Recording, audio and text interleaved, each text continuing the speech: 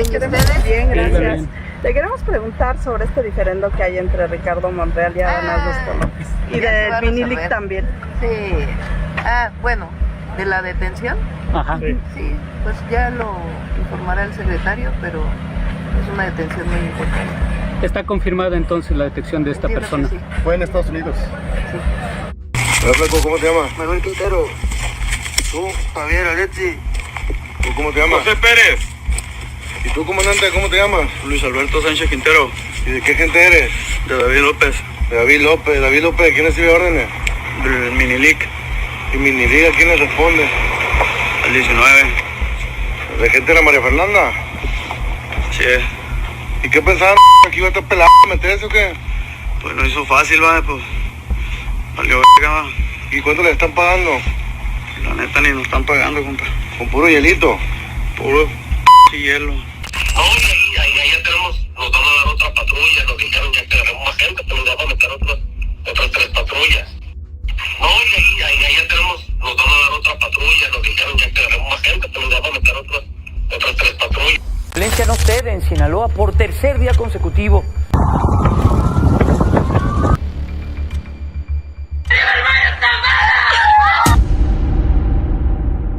Cuando Joaquín El Chapo Guzmán fue extraditado a Estados Unidos en 2017, dejó un vacío de poder tan grande que desató una tormenta dentro del cártel de Sinaloa.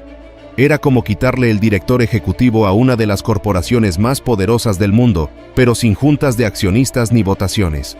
El resultado fue una guerra interna brutal entre dos facciones principales: los Chapitos, los hijos biológicos de El Chapo, y la familia López, encabezada por Dámaso López Núñez, el licenciado, y su hijo, Dámaso López Serrano, mejor conocido como el Minilic. Para entender esta lucha, hay que recordar que en el mundo del crimen organizado, los títulos no se heredan con contratos notariales ni con firmas legales. Los Chapitos consideraban que el liderazgo del cártel era un derecho de nacimiento. Al fin y al cabo, su apellido era Guzmán. Sin embargo, el licenciado y su hijo pensaban diferente. Después de todo, mientras el Chapo acumulaba títulos de capo legendario, el licenciado hacía el trabajo sucio, dirigiendo operaciones clave y asegurando rutas de tráfico. A sus ojos, el cártel les debía algo más que respeto, les debía el poder. La situación estalló rápidamente. Para el Minilic, un joven acostumbrado a la vida de lujos narcos, perder el control del cártel no era una opción. No iba a permitir que un par de jóvenes sin experiencia operativa le arrebataran lo que él consideraba suyo. Según se dice, la guerra comenzó casi de inmediato, con ataques directos y emboscadas que convirtieron las calles de Sinaloa en un campo de batalla. Los enfrentamientos se volvieron tan sangrientos que los noticieros internacionales no tardaron en describir la situación como una guerra civil dentro del narco. Las balaceras no eran simples ajustes de cuentas, eran operaciones militares a gran escala con armas de alto calibre, convoyes blindados y escuadrones de sicarios que se movían con disciplina militar.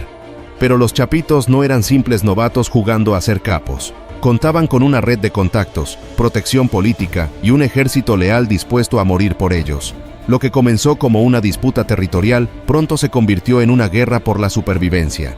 Los ataques eran calculados y devastadores. No había tregua, ni negociaciones. El Minilic respondió con la misma intensidad. A diferencia de sus rivales, que crecieron protegidos por el mito de su padre, él había aprendido el arte de la guerra criminal en la calle y en los corredores del poder del cártel. Si algo le sobraba, era ambición y una lealtad casi fanática de sus hombres. Según algunos informes, ordenó operaciones coordinadas para atacar posiciones clave controladas por los Chapitos. Sin embargo, luchar en dos frentes no es una estrategia sostenible, ni siquiera para los narcotraficantes. Mientras el Minilic intentaba expandir su poder, también tuvo que enfrentarse a la facción de Ismael El Mayo Zambada, un veterano del crimen organizado que observaba la guerra interna con la paciencia de un cazador esperando a que sus presas se destruyeran mutuamente. Los rumores dicen que El Mayo prefirió mantenerse al margen, dejando que ambos bandos se debilitaran antes de hacer su jugada. Pero no fue solo El Mayo quien sacó provecho del conflicto. Las autoridades mexicanas también intervinieron, aprovechando el caos para realizar operativos y capturar a figuras clave del cártel. A medida que el conflicto avanzaba, las líneas se desdibujaron. Las traiciones y los acuerdos secretos se volvieron la norma. En más de una ocasión, se informó que sicarios de ambos bandos cambiaban de lealtad según quien pagara mejor o prometiera más protección. La guerra interna no solo desangró a Sinaloa, sino que también debilitó significativamente la estructura operativa del cártel. Sin embargo, para el Mini League, esta guerra no solo se trataba de territorio o poder, también era una cuestión de orgullo y legado familiar. Perder significaba desaparecer, y eso no estaba en sus planes. Pero enfrentarse a los Chapitos y al mismo tiempo desafiar a El Mayo Zambada resultó ser una jugada suicida. No era solo un enfrentamiento de fuerzas, sino una lección despiadada de que, en el mundo del crimen, los imperios no se construyen con nombres, sino con astucia y supervivencia. La lucha por el control del cártel de Sinaloa se volvió una de las guerras más documentadas del mundo criminal contemporáneo. Y aunque el Mini League luchó con todo lo que tenía, aprendió de la peor manera que, en el narcotráfico, la ambición sin límites siempre se paga con sangre, o con la cárcel. En el narcotráfico, la lealtad es una moneda tan inestable como una criptomoneda en crisis. Las alianzas que hoy parecen indestructibles se desmoronan con la misma rapidez con la que se firma un nuevo cargamento de drogas. Damaso López Serrano, el Mini League, entendía esto mejor que nadie, pero aún así jugó una de sus cartas más arriesgadas: acusar públicamente a los Chapitos de traicionar a Ismael El Mayo Zambada, el capo veterano del cártel de Sinaloa. Para cualquiera familiarizado con la historia del cártel, esta acusación sonó como encender un fósforo en medio de una refinería. El Mini League afirmó que los hijos de El Chapo habían roto acuerdos clave con El Mayo, robando envíos de droga y orquestando ataques en territorios que, según el código no escrito del narco, debían estar fuera de los límites del conflicto interno. Era una movida peligrosa, especialmente considerando que El Mayo es una leyenda viviente del crimen organizado, conocido tanto por su astucia como por su capacidad de esperar el momento justo para atacar. Pero, ¿por qué hacer esta acusación? Algunos creen que el Mini League intentaba sembrar desconfianza entre los Chapitos y El Mayo, esperando que su enemistad los debilitara mientras él intentaba recuperar poder. Otros piensan que fue un grito desesperado por relevancia, una forma de permanecer en el juego cuando sus operaciones se estaban desmoronando. Mientras los rumores se esparcían, el conflicto interno en el cártel se volvió más complicado que una telenovela de traiciones y secretos familiares.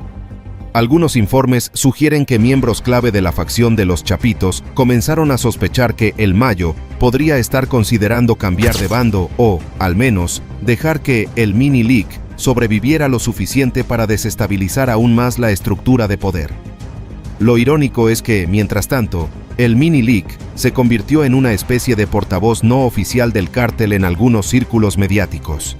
Dio entrevistas y lanzó declaraciones que sonaban como comunicados de prensa corporativos, solo que en lugar de cifras financieras, hablaba de envíos de fentanilo y rutas de tráfico. Su objetivo parecía claro: proyectar una imagen de alguien que aún controlaba información clave y que podía negociar su supervivencia a través del poder de la palabra. Sin embargo, en el mundo del narcotráfico, hablar demasiado suele ser una sentencia de muerte. Para los Chapitos, esas declaraciones eran algo más que discursos estratégicos. Eran provocaciones abiertas, y la única respuesta aceptable era intensificar el conflicto. Según informes de inteligencia, las represalias no tardaron en llegar. Varias propiedades vinculadas a la familia de El Mini League fueron atacadas, y algunos de sus hombres de confianza desaparecieron misteriosamente. En este punto, las acusaciones públicas de traición comenzaron a sonar como un último intento desesperado por mantenerse relevante en un juego que claramente estaba perdiendo. Sin embargo, hay quienes argumentan que la estrategia de El Mini League no fue tan descabellada. Al presentarse como un justiciero dentro del cártel, alguien dispuesto a decir la verdad sobre sus enemigos, intentó reposicionarse como una figura más valiosa para las autoridades estadounidenses y menos peligrosa para sus enemigos internos. Fue una jugada arriesgada, casi suicida, pero en el narcotráfico, cuando no tienes poder militar suficiente, el arma más peligrosa puede ser la información. Las autoridades mexicanas y estadounidenses comenzaron a prestar atención a sus declaraciones, y algunos medios incluso especularon que el Mini League estaba tratando de negociar un acuerdo de cooperación para obtener protección o una sentencia reducida. Sin embargo, lo que él no pareció prever es que, en el mundo del crimen organizado, la memoria es larga y la paciencia corta. El Mayo no se dejó manipular tan fácilmente y mantuvo su distancia, observando cómo los Chapitos y el Mini League se desgastaban mutuamente. Los enfrentamientos continuaron y la guerra se volvió aún más sangrienta, pero algo quedó claro. El Mini League había subestimado el alcance de su propia estrategia. En un entorno donde los acuerdos se firman con balas y las treguas son tan frágiles como una promesa en la política, el Mini League descubrió que jugar con la información es tan peligroso como traficar con drogas. El precio de hablar de más es alto, y para él, esa factura estaba por llegar. Porque en el mundo del narcotráfico, cuando no puedes silenciar a tus enemigos, ellos te silenciarán a ti. Cuando se habla de secretos dentro del cártel de Sinaloa, uno se imagina acuerdos clandestinos, códigos de honor invisibles y operaciones llevadas con la precisión de un reloj suizo, o al menos eso quieren que creas. Sin embargo, Dámaso López Serrano, el Mini League, decidió que la mejor forma de mantenerse con vida era revelarlo todo. Y cuando decimos todo, es todo. Desde la estructura operativa del cártel hasta los nombres de sus antiguos aliados y la nueva obsesión criminal, el tráfico de fentanilo. Después de entregarse a las autoridades estadounidenses en 2017, el Mini League se convirtió en una inesperada fuente de información privilegiada. Mientras algunos de sus antiguos socios aún estaban asimilando su desaparición, él ya estaba cómodamente sentado frente a fiscales norteamericanos, compartiendo detalles que solo un capo de su nivel podía conocer. Lo que otros ocultaban como secretos de Estado, él lo entregaba en bandeja de plata, probablemente acompañado de un café de cortesía. Sus declaraciones comenzaron como un esfuerzo para salvarse de una sentencia de por vida, pero pronto se convirtieron en un manual completo sobre cómo opera el cártel de Sinaloa. Explicó cómo las rutas de tráfico estaban perfectamente organizadas desde México hasta Estados Unidos y cómo los cargamentos se transportaban utilizando métodos que harían que cualquier empresa de logística se sintiera avergonzada. Desde túneles subterráneos hasta aviones privados, su narrativa sonaba más a un guión de acción de Hollywood que a una confesión judicial. Sin embargo, lo más impactante fue su testimonio sobre el tráfico de fentanilo, la droga sintética más letal que ha alcanzado niveles epidémicos en Estados Unidos. Según el Mini League, el cártel había pasado de depender de la cocaína y la heroína a invertir fuertemente en la producción de fentanilo, mucho más rentable y fácil de transportar. Sus laboratorios operaban como fábricas industriales y sus ingresos eran comparables a los de una empresa multinacional, solo que sin impuestos ni regulaciones gubernamentales. Los detalles de la operación eran tan precisos que muchos se preguntaron si el Mini League estaba intentando negociar algo más que una reducción de condena. Algunos analistas señalaron que sus declaraciones parecían cuidadosamente preparadas, como si estuviera jugando una última carta para mantenerse con vida dentro de un sistema que no perdona errores. Porque si algo es seguro en el mundo del crimen organizado, es que la información es poder, pero también puede ser una sentencia de muerte. Por supuesto, sus confesiones no fueron recibidas con agrado en Sinaloa. Las filtraciones sobre las operaciones del cártel provocaron una serie de ataques y ajustes de cuentas en su contra. Varios operadores leales a la familia de el Mini League fueron asesinados y algunas de sus propiedades fueron destruidas. El mensaje era claro: algunos secretos nunca debieron salir a la luz. Lo más interesante es que, a pesar de su cooperación, el Mini League también se aseguró de minimizar su propio papel dentro del cártel. Según él, no era más que un hijo que siguió a su padre y un empresario atrapado en circunstancias fuera de su control. Cualquier parecido con un guión de serie de televisión es pura coincidencia, o quizás no. Sin embargo, los fiscales no se dejaron engañar. Sabían que estaban frente a alguien que había dirigido operaciones multimillonarias y que ahora intentaba reescribir su propia historia. Cada confesión era una pieza de un rompecabezas más grande, un intento desesperado por redibujar su imagen de narcotraficante despiadado a simple heredero mal aconsejado. Pero había algo más detrás de sus declaraciones. Algunos expertos sugieren que el Mini League también estaba enviando un mensaje oculto a sus antiguos enemigos. Aún controlaba información valiosa. Era una forma de mantenerse relevante y recordarle a todos que aún podría ser útil o peligroso. Sus confesiones se convirtieron en un arma de doble filo. Por un lado, ayudaron a las autoridades a realizar múltiples capturas y operaciones exitosas contra el cártel de Sinaloa. Por el otro, lo dejaron más expuesto que nunca ante sus enemigos.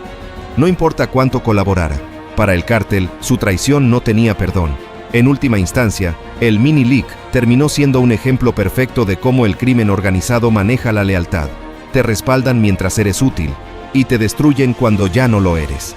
Para él, la realidad fue aún más cruda. El hombre que alguna vez manejó millones de dólares en cargamentos de droga, ahora enfrentaba una posible cadena perpetua, reducido a un número más en el sistema penitenciario de Estados Unidos. Y todo porque decidió que algunos secretos estaban hechos para ser contados, aunque probablemente debería haberse callado algunos. La historia de El Mini Leak parecía destinada a terminar en una explosión de violencia o en un misterioso retiro millonario en alguna isla remota. Sin embargo, la realidad fue mucho menos glamorosa y mucho más predecible. Fue arrestado en Estados Unidos en diciembre de 2024. Su captura ocurrió en Virginia, un estado que, para sorpresa de muchos, es más conocido por sus viñedos y parques nacionales que por su conexión con el narcotráfico internacional. El arresto fue sorpresivo, no porque no se esperara que el Mini Leak enfrentara a la justicia en algún momento, sino por el lugar y el momento. Después de todo, desde que se entregó a las autoridades estadounidenses en 2017, se creía que había decidido cooperar y abandonar el negocio. Pero, como suele suceder en estas historias, resulta que nunca dejó del todo su vida criminal. La tentación de los millones de dólares que genera el tráfico de fentanilo era demasiado difícil de resistir, incluso para alguien que ya había visto de cerca lo que sucede cuando todo sale mal. Según los fiscales federales, el Mini Leak nunca abandonó realmente su rol como jefe criminal. En lugar de retirarse, aparentemente se adaptó. Las investigaciones revelaron que había mantenido vínculos con redes de tráfico de fentanilo, organizando envíos masivos desde México a Estados Unidos, utilizando nuevas rutas y contactos. Como todo buen empresario, diversificó sus operaciones, pero con el mismo modelo de negocio: tráfico de drogas a gran escala. La captura fue resultado de una operación coordinada entre la DEA y otras agencias de seguridad.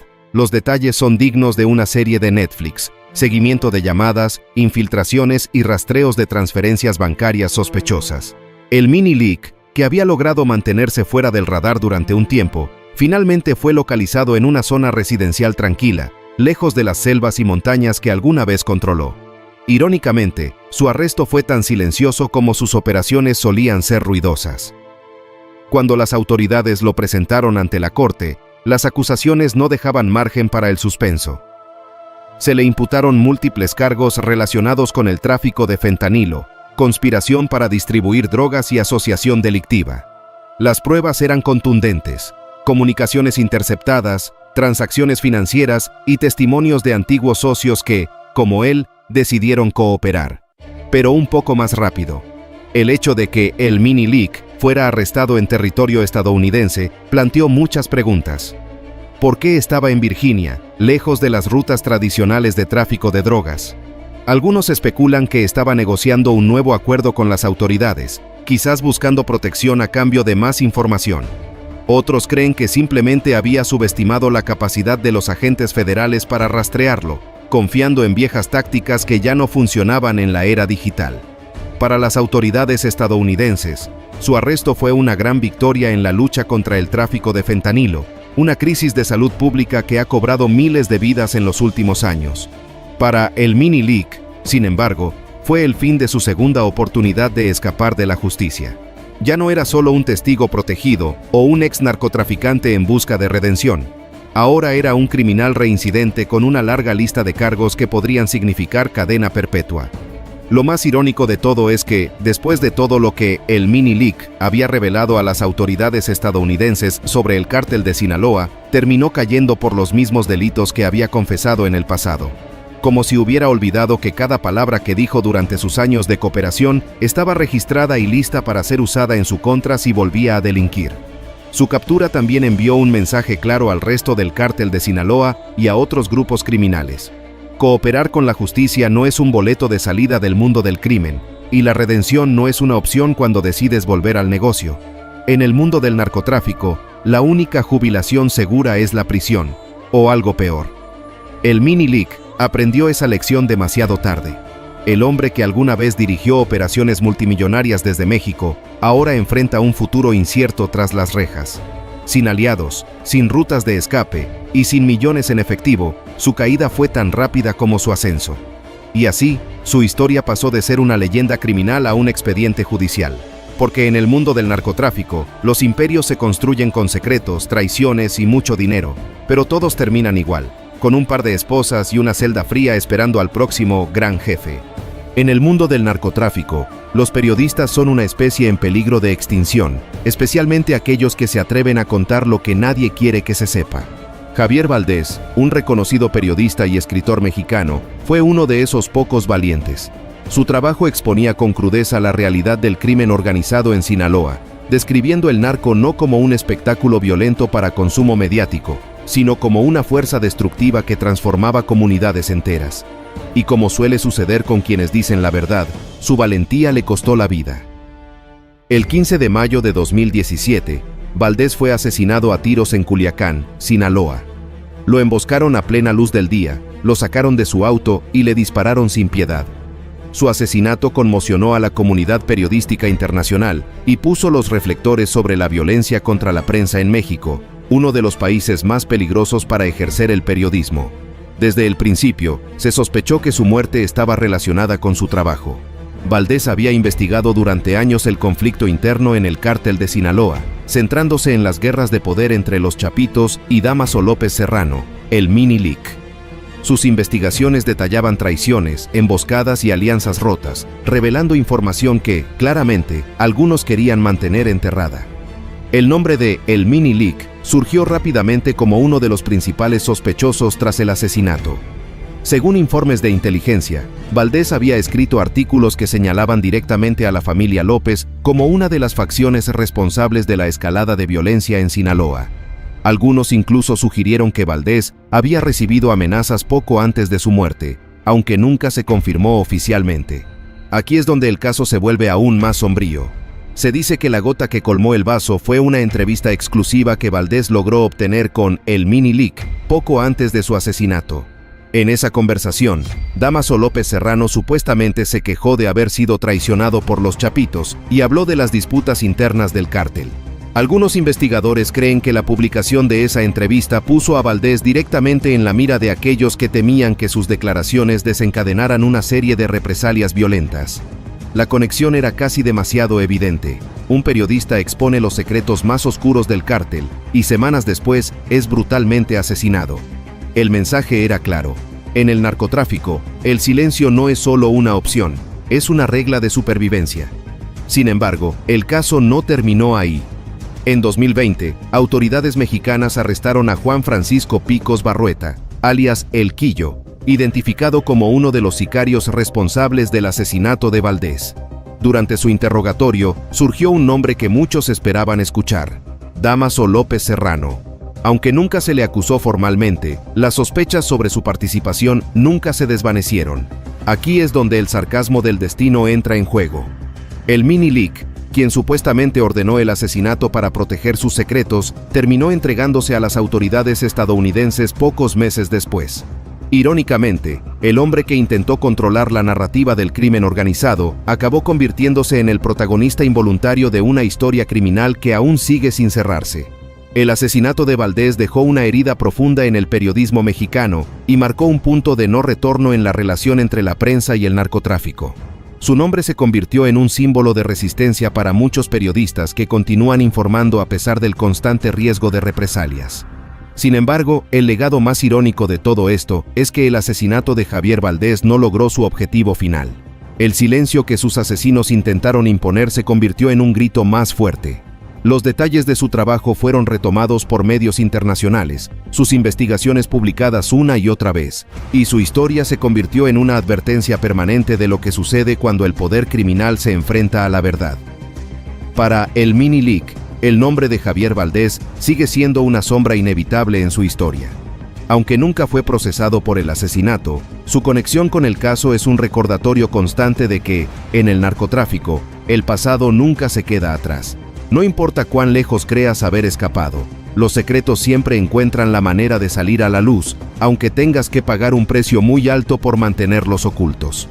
Y así, Mientras el Mini Leak cumple una condena tras las rejas en Estados Unidos, la memoria de Javier Valdez sigue siendo un recordatorio inquietante de que la verdad no puede ser silenciada, al menos no para siempre.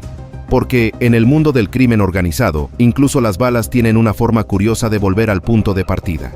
Dámaso López Serrano, el Mini Leak, alguna vez se vio a sí mismo como el próximo gran capo del cártel de Sinaloa.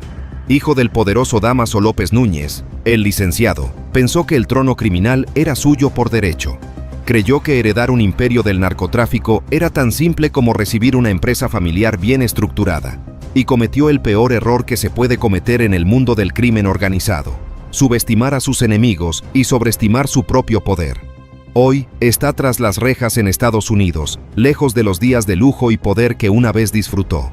Lo que alguna vez fue un ascenso prometedor dentro de la élite criminal mexicana se convirtió en una caída estrepitosa marcada por traiciones, enfrentamientos sangrientos y, finalmente, una rendición estratégica que ni siquiera él pudo controlar. La historia de El Mini Leak es un ejemplo clásico de cómo el crimen organizado no perdona errores, y tampoco el ego desmedido. Se enfrentó simultáneamente a Los Chapitos, hijos de Joaquín El Chapo Guzmán, y al experimentado Ismael El Mayo Zambada, pensando que con astucia y un ejército de sicarios leales podría mantenerse a flote.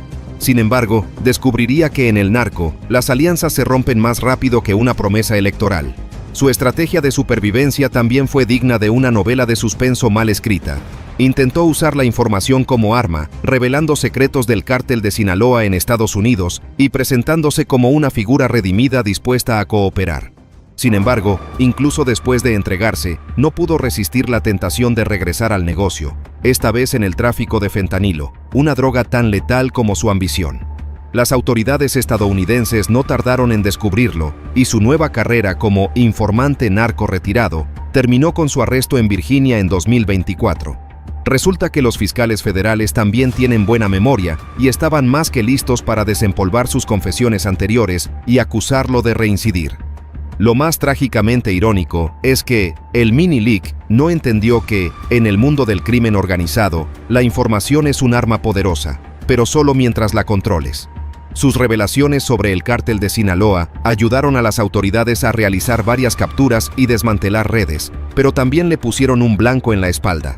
A diferencia de las películas, ser el delator rara vez significa salir libre al final.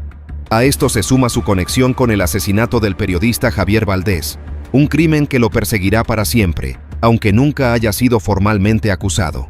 La sombra de Valdez y su incansable trabajo periodístico es un recordatorio de que, por mucho que el narco intente controlar la narrativa, la verdad siempre encuentra una forma de salir a la luz, incluso desde más allá de la tumba.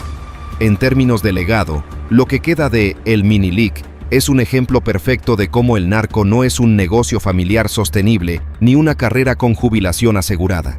No hay bonos de retiro, ni beneficios corporativos, ni memorias honoríficas. Su historia se sumó a una lista interminable de capos caídos que alguna vez se creyeron intocables y terminaron como meras estadísticas criminales. Quizás pensó que podía jugar en ambos lados, ser un capo respetado y un informante protegido. Pero en el narcotráfico, el juego tiene una sola regla: o ganas o mueres. Y a veces las dos cosas suceden al mismo tiempo. Su detención en Estados Unidos fue el final lógico de una carrera marcada por decisiones impulsivas, ambiciones desmedidas y la incapacidad de entender que el poder, en ese mundo, no se hereda, se pelea, se roba y tarde o temprano se pierde. Hoy, el Mini Leak está encerrado, enfrentando una sentencia que lo mantendrá tras las rejas por décadas, si no para siempre, sin rutas de escape, sin ejércitos leales y sin acceso a los millones que alguna vez manejó. El capo que soñó con heredar un imperio terminó siendo solo un número más en el sistema penitenciario estadounidense. Y así, la historia de Dámaso López Serrano se cierra como tantas otras en el mundo del narcotráfico, con un par de esposas en las muñecas y una celda fría esperando. Su legado es un recordatorio de que, en el negocio del narco, no existen los ex capos ni los retirados, solo existen los que están muertos, o los que están presos, porque al final nadie escapa de la ley ni del destino, ni siquiera alguien que creyó que podía controlar todo con información, dinero y violencia. El poder puede durar un tiempo, Pero en el mundo del narcotráfico, la caída siempre llega más rápido de lo que uno espera.